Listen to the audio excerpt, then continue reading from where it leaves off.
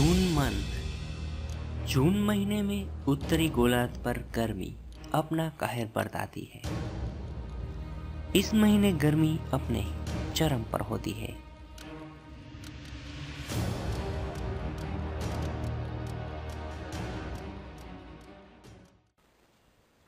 पर कोई है जो दुनिया की सारी परेशानी, टेंशन और गर्मी से दूर अपने रूम में है। रूम को बंद और एसी को चालू करके बैठा है। उसे कोई गर्मी नहीं लग रही, वो बड़े सुकून से बैठा है। वो इंसान की वातावरण को काबू में करने की मशीन से बड़ा खुश है और सोच रहा है कि इंसान भी कैसा कमाल है जिन्होंने ये मशीन बनाई है। हम इंसान अपने में इतना व्यस्त रहते हैं कि हमें ईश्वर या प्रकृति के बारे में सोचने का वक्त नहीं मिलता।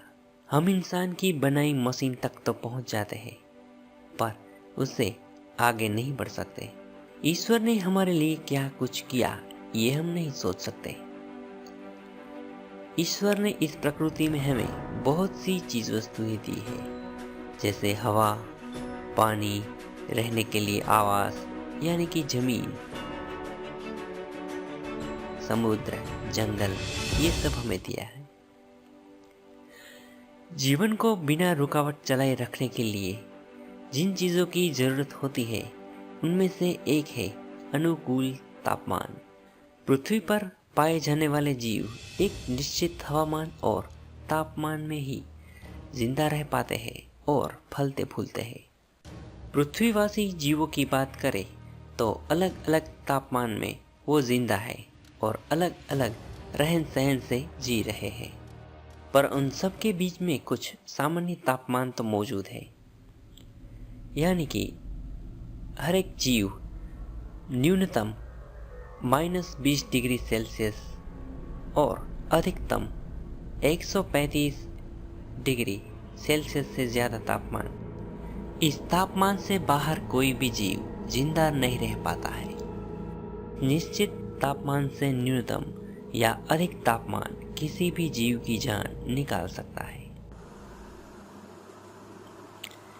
इस तापमान पर पृथ्वी को रखने के लिए ईश्वर ने कितनी सारी मेहनत की है। सूर्य के पास पृथ्वी से 3,33,000 गुना मास प्लाज्मा है, जो ईंधन स्वरूप जलते हुए अपने सरफेस को 5,778 के सेल्सियस गर्म करता है। सूर्य में से निकलती किरणें 8 मिनट और 19 सेकंड का सफर तय करके पृथ्वी तक पहुंचती है।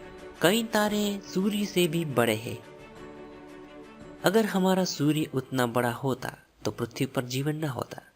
हमारे सौर मंडल में 2 प्रकार के ग्रह हैं, ठोस ग्रह और गैसों से बने ग्रह।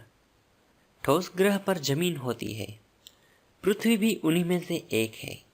इस ठोस दिखने वाले ग्रह पर भी ऊपरी सतह यानी कि ऊपरी पपड़ी वो ठोस है। नीचे मेंटल एक फ्लूइड है और उसके नीचे आता है आउटर कोर जो कि लिक्विड है, और फिर आता है इनर कोर जो कि ठोस आयरन से बना हुआ है। उसके घूमने से एक जबरदस्त मैग्नेटिक फील्ड तैयार होता है।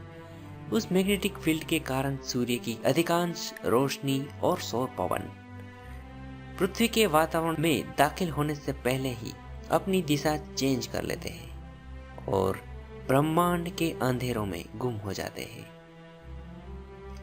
अगर ये मैग्नेटिक फील्ड नहीं होता तो सूर्य की तेज धूप हमें जला देती। इस मैग्नेटिक फील्ड के कारण ही हमें होका यंत्र में उत्तर की ओर सुई दिखाई देती है। और दूसरी एक चीज भी होती है उत्तरी ध्रुव पर अरोरा। अरोरा यानी आसमान में चमकती हुई रोशनी। उत्तर ध्रुव के पास ये रोशनी दिखाई पड़ती है, जिसे नॉर्दर्न लाइट्स या अरोरा कहा जाता है। पृथ्वी पर मौजूद ओजोन वायु का स्तर भी यही काम करता है, गर्मी को सोख लेना। ये पृथ्वी के वातावरण में 20 किलोमीटर से 30 किलोमीटर तक फैला है। जो सूर्य की अल्ट्रावायलेट किरणों को सोख लेता है। नाइट्रोजन और ऑक्सीजन भी ठंडे वायु है जो हमारे वातावरण में भरे पड़े हैं। मानव शरीर में जब तक प्राण रहते हैं तब तक उसका शरीर गर्म रहता है और प्राण निकलने पर वो ठंडा पड़ जाता है। वैसे ही शरीर में प्राण की तरह पृथ्वी के ठोस पपड़ी के नीचे धधकता लावा का पूरा समुद्र भरा पड़ा है जो पृथ्वी की सतह को अंदर से गर्म रखता है। पानी चाहे शरीर में हो या समुद्र में, पानी का एक स्वभाव होता है तापमान को बैलेंस करना। सागरों से जितने करीब भूमि होगी वहाँ ठंडी गर्मी का प्रभाव ज्यादा नहीं होगा। वही वजह है कि महासागरों का रोल ये भी है कि वो पृथ्वी का तापमान नियंत्रित करते हैं। हमारी पृथ्वी गोल है, इसी के कारण सूर्य की किरणें सभी जगह पर एक समान नहीं पड़ती। कहीं पर वो सीधी पड़ती है तो कहीं पर वो तिरछी पड़ती है। इस हिसाब से अलग अलग तापमान भी देखने को मिलता है। दोनों ध्रुवों पर काफी ज्यादा नीचा तापमान और मध्य में गर्म तापमान देखने को मिलता है। हर एक प्रकार के अलग अलग जीव को अपने अनुकूल तापमान मिल जाता है। पृथ्वी के दोनों छोर पर तापमान एक समान नहीं रहता, इसीलिए ईश्वर ने उसके लिए भी एक व्यवस्था की है। 6 महीने उत्तरी गोलार्ध पर सूर्य की किरणें ज्यादा पड़ती है और 6 महीने दक्षिणी गोलार्ध पर। इस हिसाब से दोनों को साल में 6-6 महीने सूर्य की ऊर्जा का लाभ मिल जाता है। ये और ऐसी बहुत सी चीजें होगी जिन्हें जोड़कर ईश्वर ने एक वातावरण को अनुकूल बनाने वाली मशीन बनाई, पृथ्वी, जहां हर कोने में जीवन को फलने फूलने का मौका मिले।